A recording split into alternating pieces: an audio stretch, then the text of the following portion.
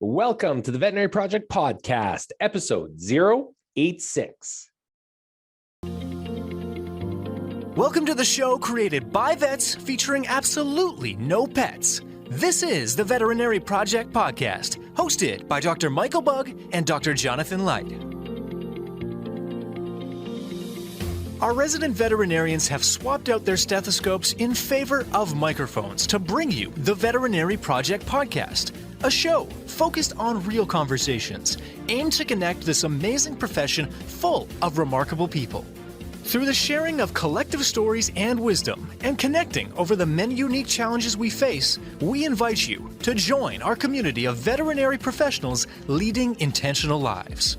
And now, here are the hosts of the Veterinary Project Podcast, Dr. Michael Bugg and Dr. Jonathan Light. Welcome back to the Veterinary Project Podcast. You are with Dr. Tannetje Crocker and Dr. Jonathan, and you're probably wondering who in the world is talking right now. I am Dr. Crocker. I was asked to guest host a couple episodes, and I am so excited to have Jonathan leading me through this process. This is the very first one, and I am very excited, but also very anxious. We are pretty pumped to have you, Tannetje. Thank you for coming on. We've had you as guest twice, 3 times, and now to have you lead what has already been a great conversation with our upcoming guests. You did fantastic. It is definitely a little nerve-wracking at the start. You rocked it out. Happy to have you on board.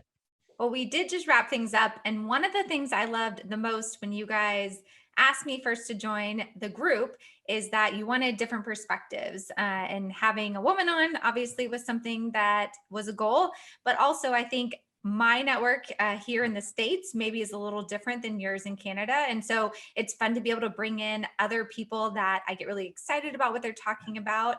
So Dr. Addie Reinhard definitely made us think a little bit, challenged us a little bit, and especially gave you some personal advice, which was great.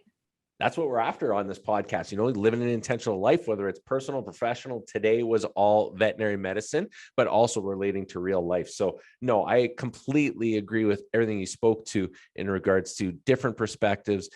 Mike and I are white males with one perspective. We really want to ensure that we are being as inclusive and diverse in our understandings about what's happening in veterinary medicine.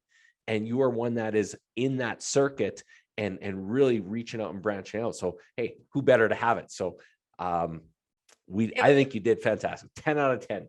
Well, not a problem. Nice. I mean, don't tell Mike. He might start feeling a little, Hey, you know what? It just raises the bar for all of us, which is exactly what we want to continue to do. I like it. I was excited because every time you guys have had us on, we've always had a goal of what we wanted to talk about. And I feel like we eventually got there, but honestly, the tangent conversations and kind of our different thoughts, and we are pretty outspoken, all of us, and a little challenging, which I think is great when you're with a group of people that you respect and they respect and value what you have to say. So I always walk away kind of just thinking about things, and I really like the fact that we don't always agree, because I think it makes it a little more fun, and that's what the world is. It's a group of people that don't always agree, but maybe we can show that if we do all come together and try to learn together, we can help this profession move in a better direction. And it's unscripted. To follow up on that, veterinary medicine, even right now, it's unscripted. Oh, yeah. What does the next 10 years look like? I think there's going to be some big changes. Let's chat about that, knowing that we're all figuring this out as we go. And that's the thing for even our conversation today, new grads, people that are burned out, etc.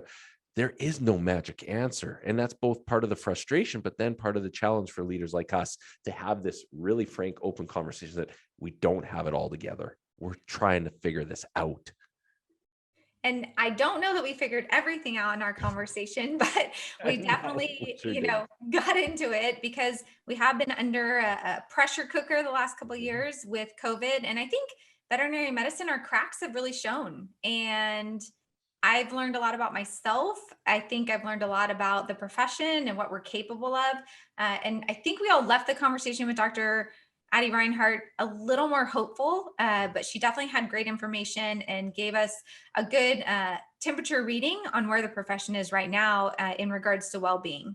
Agreed. Well, I'll keep you on the light spot today. I won't grill you on what's going on in life and all the rest of it, which we'll leave that for the next episode. I was going to say, wait till the mic's off and then I'll spill the tea and fill you in. That's exactly it. So no, let's get into it. Let's do it. All right. This is Dr. Addie Reinhard from MentorVet. She is the founder and CEO of MentorVet, which is the evidence-based mentorship and professional development program for recent veterinary graduates. She is a veterinary well-being researcher, and her research focuses on developing and evaluating innovative interventions to support mental health and well-being within the veterinary profession. She is on the research team for the third phase of the Merck Animal Health Veterinary Wellbeing Study. And in 2021, she completed a master's degree in community and leadership development and a graduate certificate in college teaching and learning from the University of Kentucky. So she's the person we need to learn from. Let's get into it. Let's talk about the Merck Wellbeing Study with Dr. Addie Reinhard. Enjoy. All right. I'm so excited to have you here, Addie, Dr. Addie Reinhard. I have been a fan for a long time because of MentorVet, which we'll obviously get into. But then I finally met you in person, and I felt like we connected right away because we both are really passionate about the idea of mentorship, helping especially the younger generation of veterinarians. But I will be honest, I did not realize how invested you were in the data and how you were kind of ingrained with the recent Merck Animal Health Wellbeing Study that came out. So when I heard that was something that you were working on, and I also saw the results, I was like, we have to have her on. We have to talk a little bit more about this, dive a little deeper, and then kind of find out what you're thinking and what you're taking away from this study in general. So let's get into it. Thank you for being here. I really appreciate it. I really want to know, why are you so invested in studies like this? Why are we spending money on things like this? Why is this something that matters to veterinary medicine? Yeah, it's a great question. And so I started on this well-being journey. It's been now 3 years that I've been kind of really deeply ingrained in this field. And it started off kind of with my own personal experience of going through burnout a few different times in my early career. So I've been, severely burnt out a few times, and also seeing that this wasn't just a me thing, that a lot of my classmates were experiencing similar things. And then also recognizing, when I started looking at the literature as a good veterinarian would, when you see a problem, right, that you don't understand, you go to the literature, right? So when I started reading more about the mental health challenges within our profession, I saw that it was, an issue that we were experiencing. And so there was a lot of research at the time of kind of tracking it and trends and things like that. And to answer your question, I think it's really important that we understand where we're at currently and where we're going. And so a lot of what the Merck study does is really does a temperature check on the profession every 2 years, just to see where we're at, tracking trends, what are important issues to the profession, really getting a really good understanding of the current well-being and mental health of our veterinary profession. So it was interesting because I actually started doing a research project at University of Kentucky when I went back to grad school around kind of this topic of veterinary mental health and well-being. My research usually specifically focuses on interventions, so evidence-based interventions of how we can support mental health in the profession. And so really, getting pre-post measures of, before and after an intervention, and what is the impact of this intervention on the people that are going through it. And I kind of piloted the MentorVet program through that way. And it was funny because as I was like going through this whole project, I'd go through literature reviews and things like that, and I would always see the Merck study coming up in the research, and I cited it multiple times in my own thesis. And I remember thinking at multiple points, like, wow, that's like life goals right there. Like, that is life goals. Being on the team for the Merck Animal Health Veterinary Wellbeing Study, like the impact that the study has on the profession to really help us understand where we're at. I said that's what I want.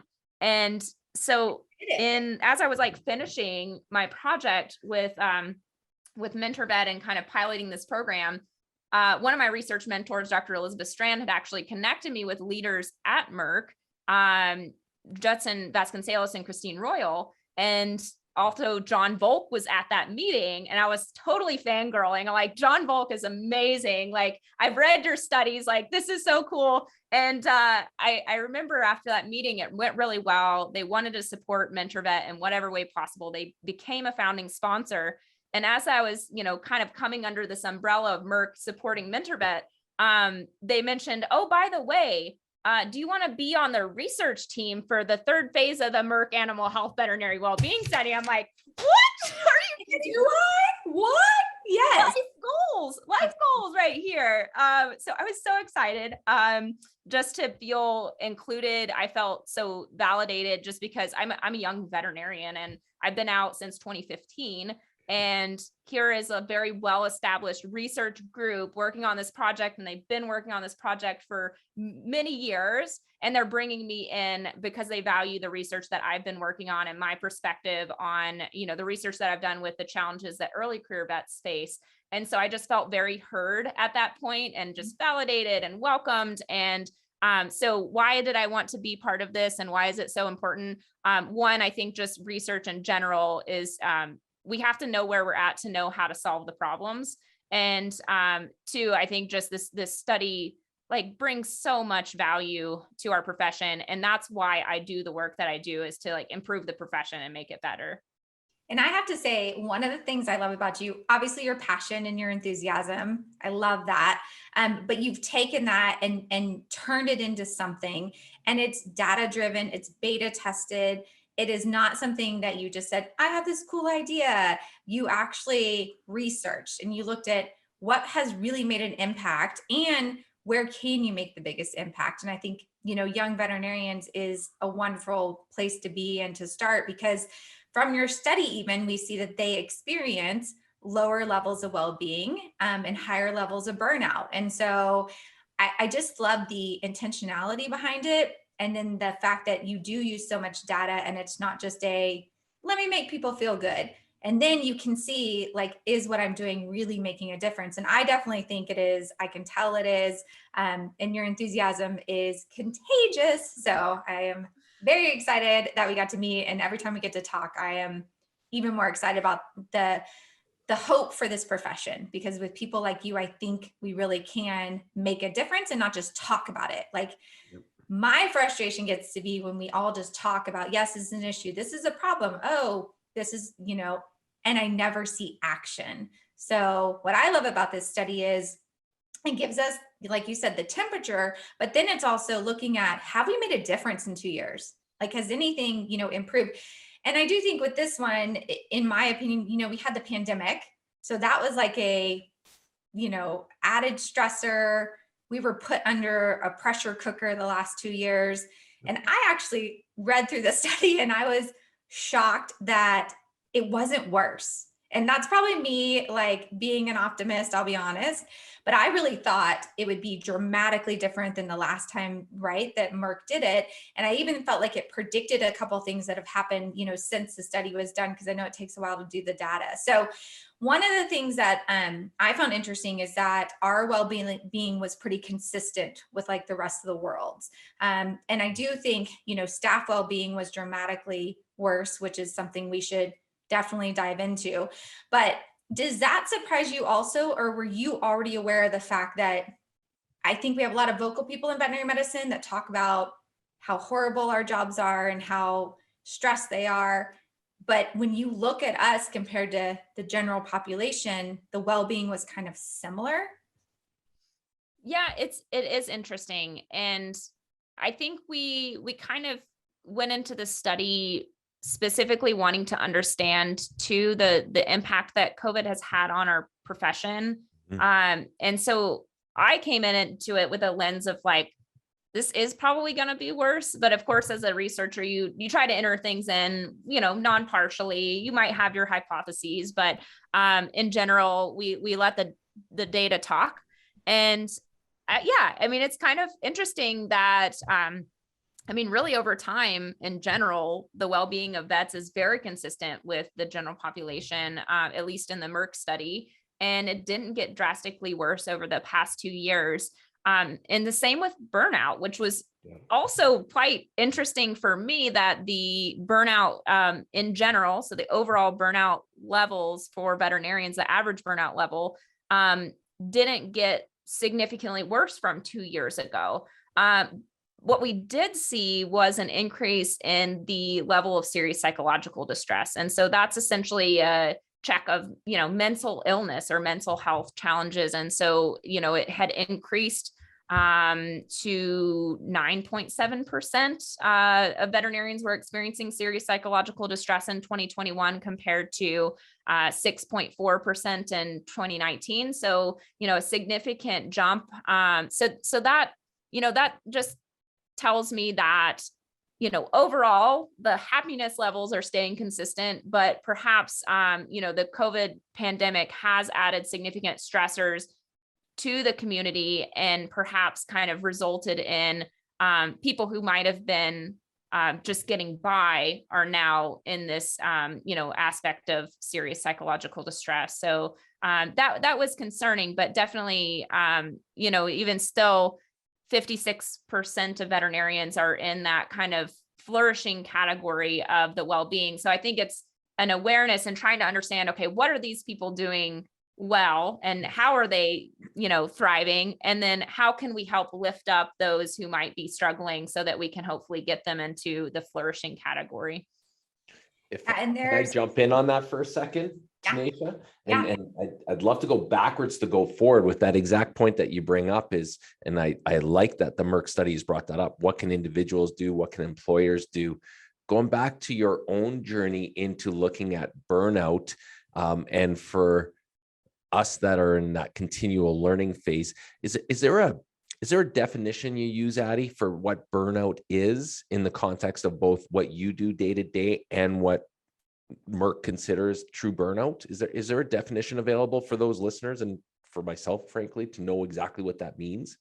So the definition that I use personally and that we use in MentorVet is the definition that comes from the Maslach burnout inventory, which is just a measure of the levels of burnout. So essentially, burnout is a psychological syndrome that emerges due to chronic stress on the job. And so essentially, it is a work-related syndrome. And again, arises when there is chronic stress on the job that is not coped with in a healthy way or managed in a healthy way. It has kind of three main symptoms. So the first being exhaustion. So that could be, emotional exhaustion, physical exhaustion. When I was feeling burnt out, I had all three. Like I told my mom, I was like, I'm mentally, physically, and emotionally exhausted. Cynicism. So, being cynical about the career. And I think we see a lot of this on social media, that cynicism, like bubbling up of, just being cynical about clients or things like that. And being cynical about the work that you're doing. And then finally feeling like you're not accomplishing anything. So inefficacy or lack of accomplishment is the third symptom of burnout. So in the work that I do, that's kind of how we classify burnout at MentorVet. The measure that we used for the Merck Animal Health Veterinary Wellbeing Study was the Mayo Clinic Wellbeing Index for burnout. So a little bit different way to measure it, but it's along the same lines of that exhaustion and kind of detachment from work and things like that. So it kind of measures similar things. Okay, thank you. I appreciate that. Yeah. It's good to have some definitions. And, I think the terminology burnout gets thrown out all the time, right? I'm burnt out. I'm feeling burnt out, but not many people actually understand like what that actually means. And so I think having those definitions are really important. And that's where we start often with the MentorVet program, is like understanding your own experience. Where are you at with burnout? There is some good tools that you can use. For you listeners out there, the ProQual survey on the AVMA website is free, and you can go take that, and it can tell you, are you having symptoms of burnout? Are you having symptoms of compassion fatigue? So that you can get a check on that for yourself, so that you know where you're at. Because until you know where you're at, not unlike the study of the temperature check on the profession, until you know where you're at individually, it's really hard to make changes and improve. Excellent. Thank you. And we'll share that in the show notes. Yeah, I was going to say, we'll link that for sure. There was a couple things that you said, and I feel like there's so much to unpack that it's really hard to start. But you did say that, people were experiencing more mental, I don't know whether to say issues, like when you're talking about anxiety and things like that, like those things have increased during the pandemic. And I think that makes sense. I personally have never really dealt with anything. And because of being a mom and my kids not being in school and still trying to work during the pandemic, the level of stress I experienced was unlike anything I had ever had before in life. And I realized I was having anxiety type issues, not sleeping and just in my head. And I had to talk to somebody to work through that. And so I can see where that is happening. But I was surprised in the study that when you actually went through the questions of, did you have to leave the profession because of childcare issues due to the pandemic? Did you experience higher stress because of that? I was surprised, because there's so many parents that work in veterinary medicine, that those results weren't higher. Like it wasn't dramatically more, just based on my own experience, which is why studies like this are so important, right? Because I think that we have our experience and it's our world, and we just feel like everyone is going through the exact same thing. But that would have been something I felt was going to be like a huge issue and had really contributed a lot to, lower well-being. But I was surprised actually by those findings. Did you feel the same way, or did anyone talk about that after the results came out? Yeah. So I think the main thing that we were seeing as far as COVID impacts, so there was a link, when we were looking at kind of regression analysis and direct contributors to these changes that we were seeing, the COVID impact for sure had an effect on these increased levels of serious psychological distress. But it was interesting to see the breakdown. I think the biggest stressor from the COVID pandemic was, the practice being short-staffed or short-handed, and kind of that increased exposure, being on the front lines or working longer hours. Many people reported working longer hours, but then after that, you're looking like, not many people actually lost work time due to COVID infection, or not many places had to take off time from work to care for children. And so there were some kind of surprising things that, like you said, I think it's really easy. And I think that we have to be really careful when we're communicating about a lot of the challenges that our profession is facing, to not catastrophize things, Yes. and make it seem like everybody is, and I talked to a recent grad recently that says, my messaging that I get every day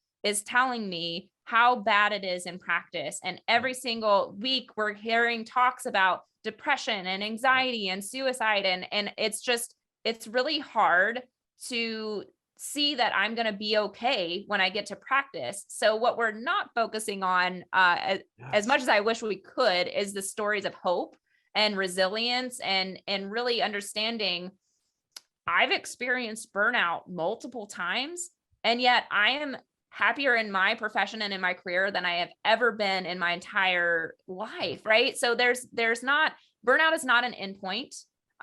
Mental illness and mental health challenges are not an endpoint. There are things that we can do, actions that we can take to improve our situations. And I would say as our profession as a whole as well. Yeah. And I want to get into like the actions, and even I thought some of the personality traits that maybe made someone like, I am an extrovert times 100,000. And I definitely still have a lot of joy in this profession. And I thought it was really interesting that like the people who said that they would recommend becoming a vet and enjoyed their job still, like extroverts were like, much more likely to say that. But one thing I wanted to make sure we didn't miss in what you just said is you said you experienced burnout and you're happier now. And I would maybe propose to you or hypothesize, and based on me and Jonathan's experiences also, you made a change when you needed to. So, the one thing in the study that I guess concerned me was a lot of people said, I'm not really happy, I don't have great well-being, but they did not have any plans to like leave. and make a change. And so I talk a lot about, there's a lot of options in this career, right? There's a lot of things you can do with the degree. And if you're not happy, you need to find somewhere that is going to not make things worse. Do you think that's contributed? Like the fact that you said, I don't know that clinical practice was working for me, and you leaned into your passions, but you're still in the profession. Do you think that's contributed to why you are still really happy? Or is this me reaching? I am not sciencey, so I don't want to there's no data behind what I'm saying. Oh, God. But we all three, I think, have experiences where we've said, like, we're not happy, we need to make a change, and we did. Mm-hmm. Yeah. So, it's really interesting because before I left clinical practice, I had a moment of okay, this is what I'm going to do for a while, and I'm going to make this work. But like you said, you have to make changes. So you have to start setting better boundaries for yourself, and you have to start doing things to care for yourself and coming up with ways to manage your stress, and, getting advanced training on communication skills and things like that. So I actually had a moment between severe burnout and my transition out of practice where I actually was okay in practice. I was doing well. I was healthy before I transitioned out of practice. And I think that's, one thing that I really encourage people to think about in their situations, that I think we all have an obligation as leaders to at least try to make the changes, try to advocate for a healthy workplace. Because if we keep running away from situations, I see this a lot with veterinarians who avoid conflict, and they don't want to, bring up that they're struggling, and they don't want to bring up that they're having an issue with management or whatnot. They would much rather just find a new job than, address the challenges that they might be experiencing. But what I found, and what I tried to teach a lot of our veterinarians, is that I think we can all be change agents and change makers. And I'm not trying to make this putting all of this weight of changing the profession on individual shoulders at all. I think it needs to be a combined effort, right? But there are things that we can do as individuals to advocate for healthier workplaces and make our current situations better for us. And I think if we all start to do that, every single individual starting to advocate for themselves and speaking up, oftentimes we don't even know that there's an issue in ourselves. So how are our employers supposed to know? And then sometimes we know that there's an issue, and then our employers don't know because we don't bring it up.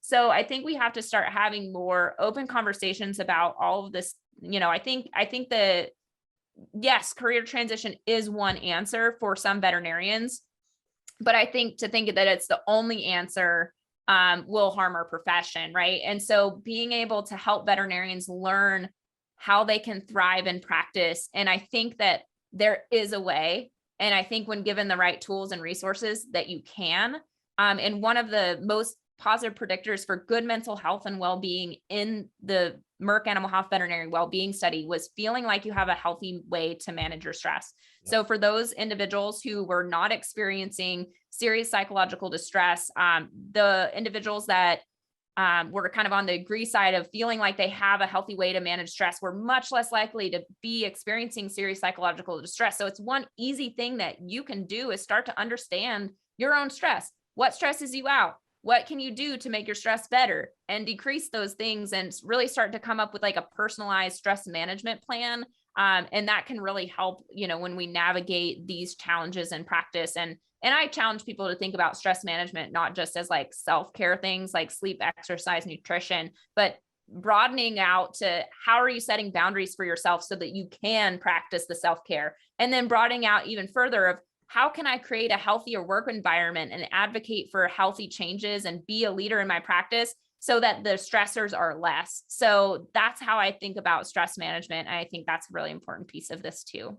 Well, and that's something that you definitely work with your mentees in the program to go through.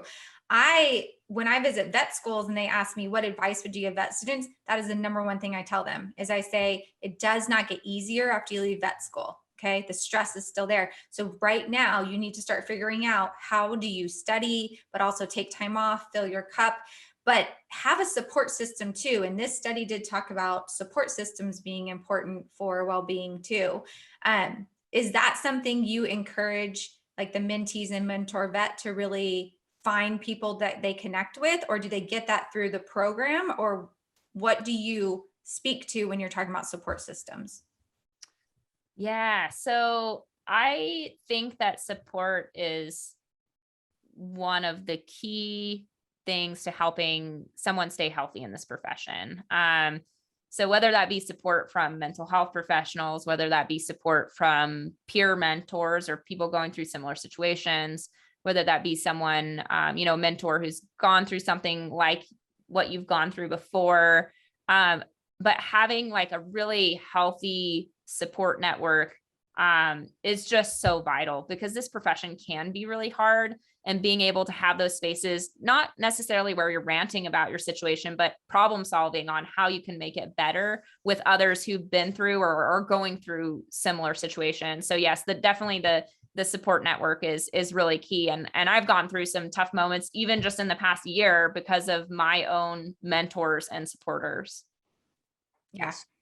Jonathan, I know that you are an employer of multiple employees, and this study kind of got you thinking about, your role in their well-being. So there was a couple things you kind of wanted to ask Addie while she was on. Yeah, great jumping off point. We could go for the next hour. No, I had to stop for a minute because my mind is just, it's so exciting and there's so much to dive into, but you have the floor, sir. No, and I appreciate that. And this is a place that, darn it, Addie, I am struggling with so much, because as an employer, we see the struggles that are there. We see the veterinary shortage of both professionals, our team support, and veterinarians. And heck, if I could hire 5 to 7 veterinarians right now, I would do so in a second, but they're not there for multiple reasons. I wonder, and I struggle with the most is twofold. Where do we as employers make first steps? So as an example with Mosaic that I am a partner in, we have a beta program right now for a mentorship program that I think is going to do really well. It's a small number, but you need that engagement. You need that activity. You need that support. And for some that are going through burnout or struggling with different aspects of their life, how do you get them to that next step of seeing that as an option? Or is that an employer's shoes to do? Where does an employer start with that? Because we're not blind to it. I can say that without a doubt. Yeah. So I think, first easy things that employers can do is getting an employee assistance program, an EAP on board, quick and easy thing. If employers aren't already doing that, again, it's interesting because things like that, if that's the only thing that's done, then it's almost like a Band-Aid, right? And so much of what we're also seeing is how impactful clinic climate is, tongue twister, clinic climate, and how important creating these healthy work environments, that's so vital, because it doesn't matter how much self-care that I'm doing. If I'm walking into a toxic work environment, I'm probably still going to experience challenges and may even get burnt out. And, even in the most supportive environments, alternatively, if I'm not doing any of that good self-care, I'm also going to get burnt out. Right. So I think it's, we have to figure out how we can work, on this issue on both sides. And so we talked a little bit about some of the individual strategies with the support network and the stress management plan. But when we're looking at kind of the practice side and the clinic side of things, those first initial steps are things like, instituting an EAP program or letting your employees know that there are mental health resources available, but you have to do more. You have to create this culture where essentially it's psychological safety, right? Where people feel comfortable expressing these challenges. There were 4 things from the Merck Animal Health Veterinary Wellbeing study that really predicted good mental health and well-being for vets and support staff. And so those 4 things were a strong sense of belonging to the team, a high degree of trust in the organization, candid and open communication among the team, and then sufficient time to provide high quality care. And so those were kind of the 4 that we saw that were kind of most important for the team having good mental health and well-being. So I think part of the way that we can do this as leaders is starting to get more training on how to be good leaders and managers in the practices. There's a lot of good resources out there, for a lot of us that went to vet school and now are, I'm managing a business, you're managing practices. Like, we haven't had any training on this, right? We're veterinarians. We do medical stuff. So I think it's so important to get more advanced training on how to create these environments, because there are very specific things that we can be doing to create. It doesn't happen just naturally. You have to work on these things for it to happen. And so I really recommend advanced training, continuing education, any opportunities to develop as a leader in your practice, so that you can create these healthy work environments. And then one really easy thing to do would be if, you sit your whole team down and start talking about some of the challenges. So essentially it's a focus group of like working through what are some of the big challenges that the team is facing. Try to identify one of the main concerns and something that you can do something about, and then create a mini intervention or a change to help that.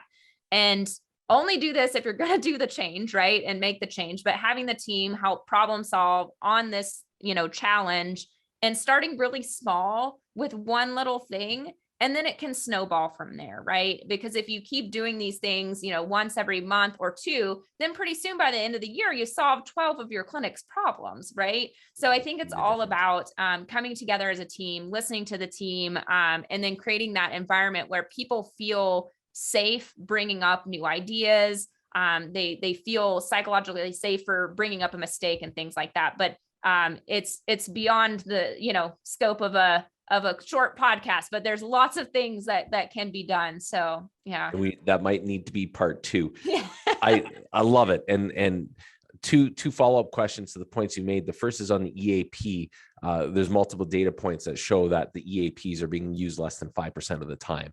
So even if, and even in the Merck study, in terms of, I don't have the exact data in front of me as to how little they were used or how little they were even thought to be used by those that had it in front of them but didn't know it. So that's my first point. Those are a struggle. So like you said, it's a Band-Aid. I completely agree. It's a point, and it's a process, and it's a helpline when needed, but many people are not using it. The second piece to that is then going into the clinic and the dynamic and a safe spaces. From your work with MentorVet, how do we create the scenario where veterinarians coming out of school literally are automatically in a leadership position, whether they like it or not? Mm-hmm. They are helping to guide the culture in that clinic from day one. And I'm not sure if the expectation in school is being created for that dynamic or that acknowledgement, because that is the reality from an employer basis. I, as an employer, can say all I want, but it is truly dictated by the team in the clinic, with my support, with our help, all of the extra processes to make sure they can get that additional training, but it does live in the clinic level. What does that look like from a MentorVet standpoint for that discussion?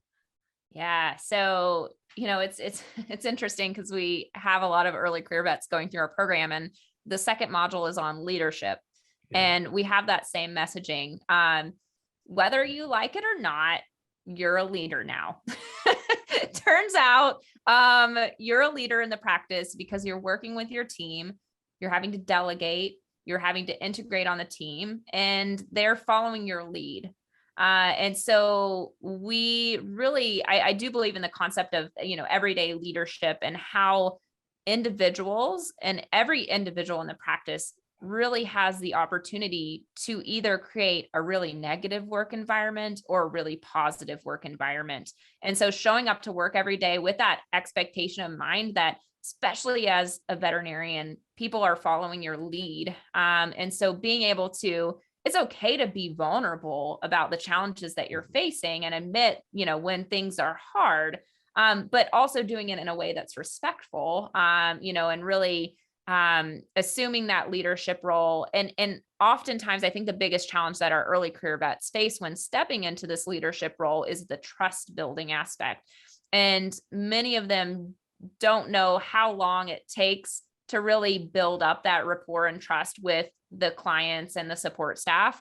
And so a lot of what we teach is, being patient, building trust over time, doing the good things that, how to do, like saying thank you to your team, and being able to call a client by their name, or remembering little details. Like all of these little things go a long way to make people feel really valued. But yes, we definitely have that conversation in module 2 of the program of, you step into this clinic, you're a leader.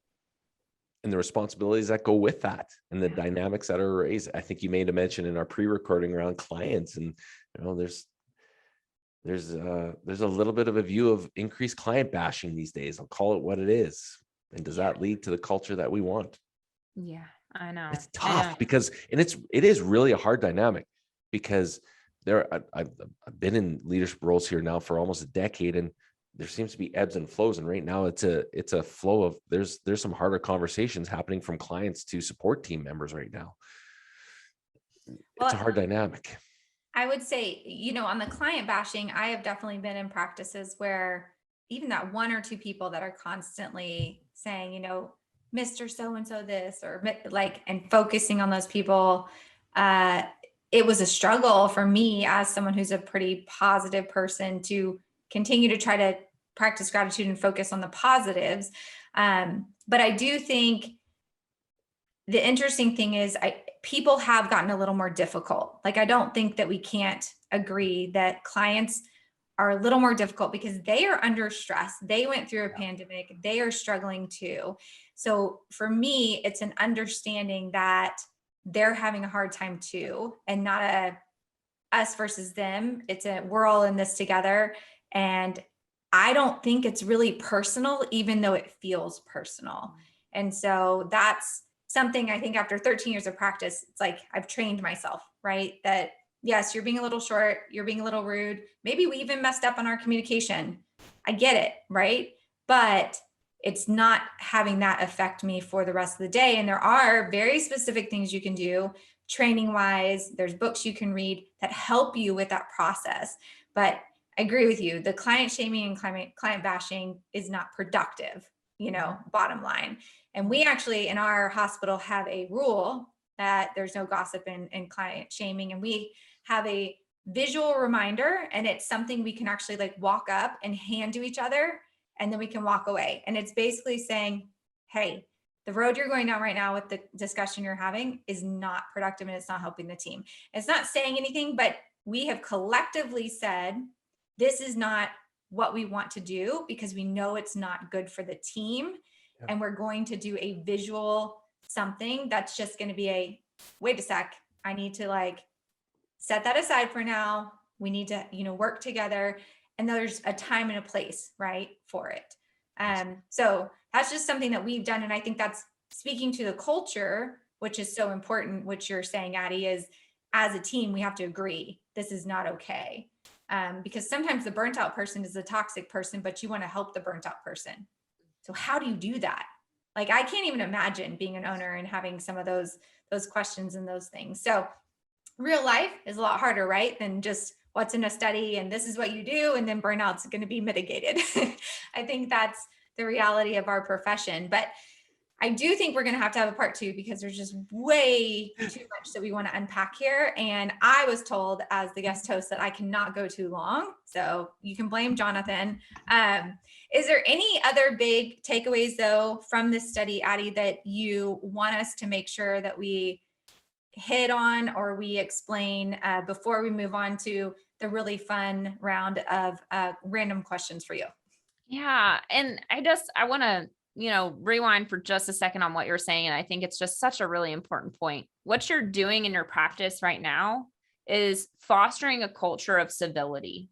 So this is a concept in human medicine and human nursing. My mom is a nurse and she talks a lot about civility, and client shaming and talking about people or gossiping. That is that's incivility, right? And it's creating environments that are not safe for our team. They're not creating good work environments. And they've actually shown like research with patient safety, like it actually harms our patients if we're in environments like this. So I love that idea of nope, we don't client shame, period. Right. And I love that idea. And if we can all get to that point as an entire profession and just stop the client shaming period, I think we will be in a much healthier place. As far as the well-being study goes, I think there's just so much. I mean, gosh, you all saw, like, I think there was about 50 slides there. There's like 200 slides, like over 200 slides that, we have so much data from this. And I think my big takeaway is that there are things that we can be doing right now as individuals, and there are things that we can be doing right now as clinics or managers in general, as organizations, to really improve mental health and well-being.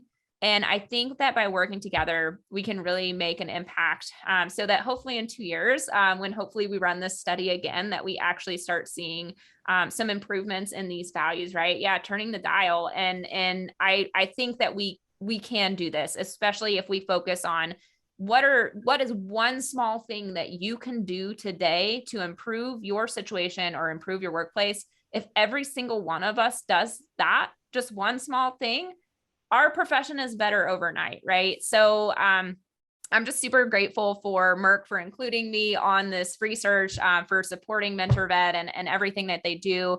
They're really just very in line with the sustainability of veterinary medicine. And they've been doing this like before it was cool. I always say that because they've been doing the well-being studies before well-being was the hot topic. And I know that they'll keep doing it because they really care about veterinarians and the future of veterinary medicine.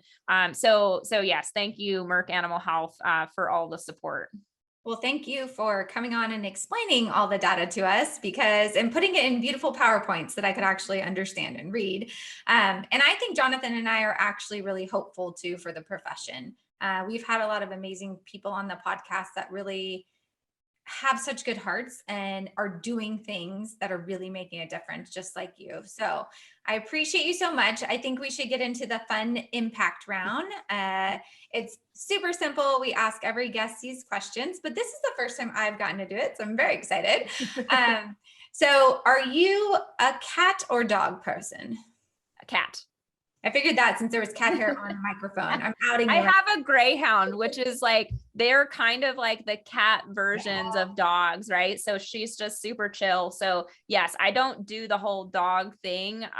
But it's funny, in practice, I would prefer working with dogs over cats. So as an owner, cat person, as a vet, dog person. Okay. I see that. True or false? I knew I wanted to be a veterinarian since I was a kid. False. I decided 2 years before vet school. So I was going to do, I was interested in science. I got my undergrad degree in biology. So I was looking at either high school biology teacher or, informal education at like nature centers and zoos and things like that. And then met a vet and was like, oh, cool. This seems like a really cool career. I can combine science and teaching into this one umbrella, and I get to work with animals, which I love. So yeah. I think you made the right decision. We are glad you joined the profession. Okay. How would your friends describe what you do for a living? Oh man. So I think most of my friends know that I run a mentorship program for vets. So if they were to describe that, that is, I guess, what they would say. Yeah, that would be accurate. I like it. Okay. What is your favorite hobby? I have too many hobbies. It's a problem that I have. So I dabble in a lot of things. I would say, I don't know if this is a hobby, but rock climbing has always been kind of like, that's how my husband and I met. I have a climbing wall in my attic. We have a walk-in attic. We built a little bouldering wall in there. So I would say favorite hobby would be climbing, or just, being outside. I also do some soap making and making in general. So things like that. Oh, very cool. I need to check out your soap. Okay. What in the world are you most grateful for? Oh, in the whole world, I think, people. So I am grateful for just my family, who've been so supportive of me, my friends who've also been so supportive of me, and my husband. and also all of my incredible mentors who have been supporting me through what is this up and down roller coaster of veterinary medicine. Yeah. Well, I love hearing that. I'm glad you have the support you need, because we know that's important now. And we're so happy you came on here. If anyone wants to reach out to you and just get more information, ask questions, where is the best place to contact Dr. Addie Reinhard? Yeah, so you can either contact me via email. So you can contact the MentorVet email, which is info@mentorvet.net, or you can follow us on Instagram. We're at MentorVet on Instagram and LinkedIn, and at MentorVet1 on Facebook. Yeah, and you share really great data and get the conversation going on social media. So definitely follow them on social media.